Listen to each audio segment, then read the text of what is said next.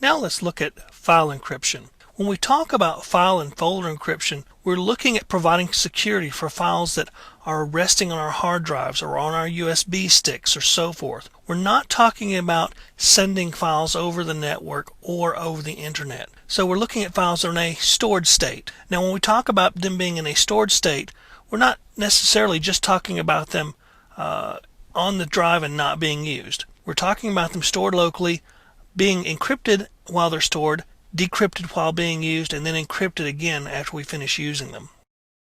Now, we encrypt these stored files to prevent other people who have access to our computer from reading or copying or deleting these files. Now understand that a file can be encrypted and you may not be able to open it if you're an unauthorized user, but you still may be able to see it. So in that case, you may also want to hide the file if you like. But it's okay if it shows up in a listing. It still can't be accessed by unauthorized people.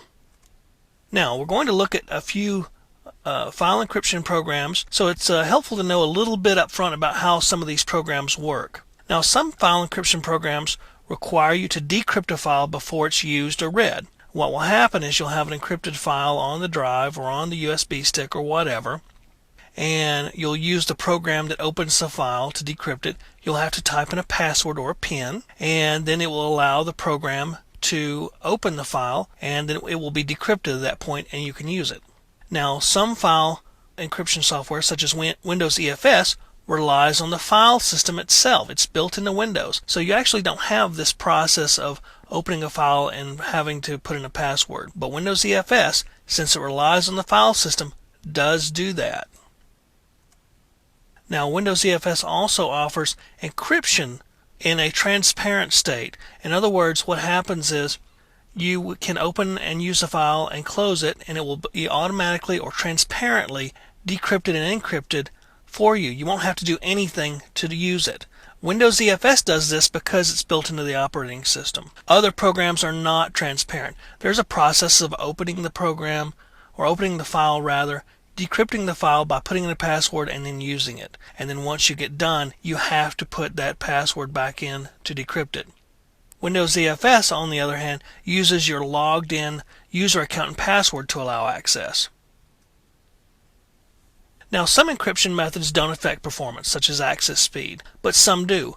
Windows EFS, which we'll talk about here in a moment, basically offers transparent encryption and decryption, and it usually doesn't offer a noticeable access time increase. In other words, there's no performance overhead. It's not slower to access an encrypted file than it is for a non-encrypted file. Some programs do offer some kind of overhead or performance decrease while you're accessing a file. So it depends on what you're accessing, the size of the file, the program itself, as to whether it's going to be slower or not to access an encrypted file. Now, one thing you need to take care to do is to re-encrypt your file after you use it. You open a file, it's decrypted, you use it, maybe you make some changes to it, you close the file. In some systems, some encryption systems, you have to re-encrypt that file because it's not automatically re-encrypted.